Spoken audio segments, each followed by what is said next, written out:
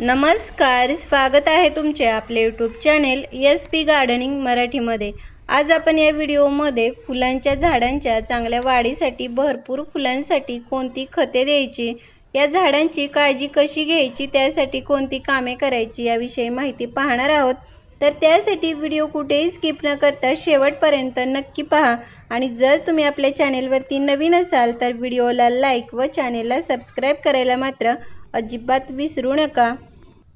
कोणत्याही फुलांच्या झाडावरती अशी भरगच्च फुले येण्यासाठी त्या झाडाची वाढ चांगली होणे आवश्यक असते। त्याचबरोबर झाडावरच्या फांद्या ह्या सुदृढ मजबूत असणे देखील तितकेच आवश्यक असते, तरच झाडावरती अशा प्रकारे भरपूर फुलेही लागत राहतात।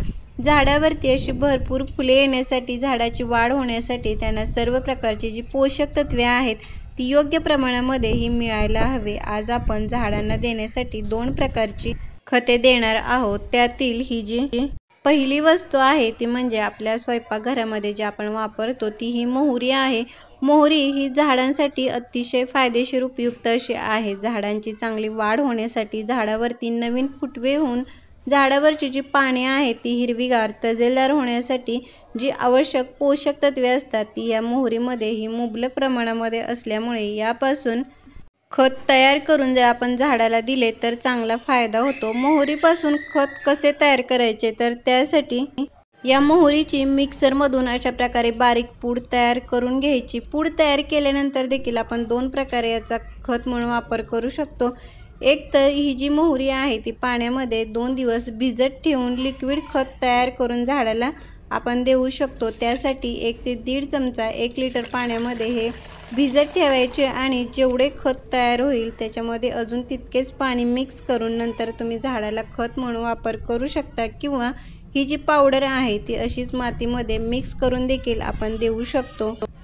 गुलाब, मोगरा, जास्वंद यासारख्या सर्व प्रकारच्या फुलांच्या झाडावरती भरपूर कळ्या फुले येण्यासाठी आपण अजून एका खताचा वापर करणार आहोत। ते खत कोणते हे आपण पुढे पाहणार आहोतच, पण आपण हे जे मोहरीपासून खत तयार केलेले आहे याचा महिन्यातून एकदा जरी तुम्ही वापर केला तर अशा प्रकारे झाडावरती खूप सारे नवीन फुटवे यायला, झाडाची वाढ चांगली होण्यासाठी हे खत अतिशय उपयुक्त फायदेशीर असे आहे। झाडांना खते देण्याबरोबरच झाडावरती काही कामे देखील करावी लागतात। झाडावरती भरपूर फुले येण्यासाठी झाडाची अशा प्रकारे वेळोवेळी छाटणी करणे हे आवश्यक असते। छाटणी केल्यामुळे झाडावरती नवीन फांद्या येतात आणि जी नवीन फुले येतात ती या नवीन फांदीवरतीच लागत राहतात। त्यामुळे झाडाची ही वेळोवेळी छाटणी करावी, कारण जुन्या फांदीवरती फुले ही जास्त लागत नाहीत। त्यानंतर झाडावरती आधीची जी उमललेली फुले आहेत ती झाडावरती सुकेपर्यंत तशीच न ठेवता ती वेळोवेळी ही कट करावी, नाहीतर त्या ठिकाणी ही बी तयार होण्याची प्रक्रिया चालू होते आणि आपल्या झाडाची जी सर्व एनर्जी आहे ती बी तयार करण्यामध्येच ही खर्ची होते आणि झाडावरच्या ज्या इतर कळ्या आहेत त्या लवकर मोठ्या होत नाहीत, फुले लवकर उमलत नाहीत।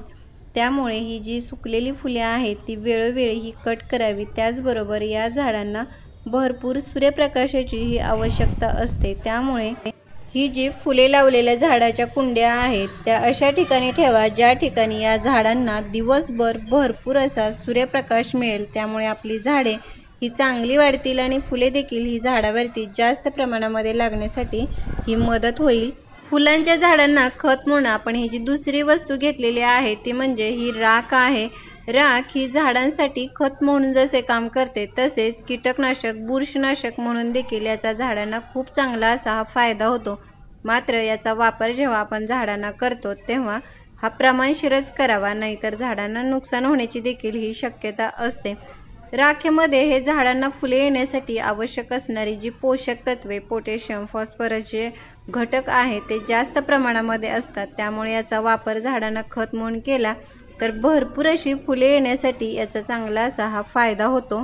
झाडाच्या कुंडीतील माती देखील ही अधूनमधून ही मोकळी करावी, म्हणजे माती ही भुसभुशीत राहते आणि अशा भुसभुशीत मातीमध्ये आपल्या झाडांच्या मुळ्या ह्या चांगल्या वाढून झाडे देखील ही चांगली वाढतात। कुंडीमध्ये जर गवत वाढलेले असेल तर ते देखील हे काढून टाकावे, कारण जे गवत आहे ते आपल्या मातीमधील ही पोषक तत्वे शोषून घेण्याची ही काम करत असतात।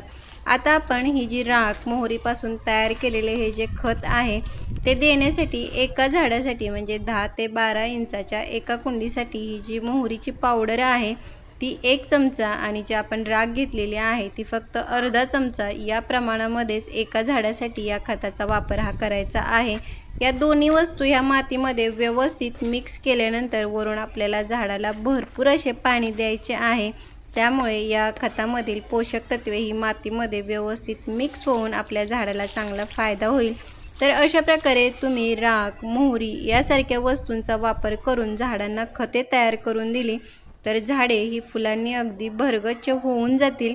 तर कसा वाटला व्हिडिओ मला कमेंट बॉक्समध्ये नक्की सांगा। भेटूयात पुढील व्हिडिओमध्ये, तोपर्यंत बाय।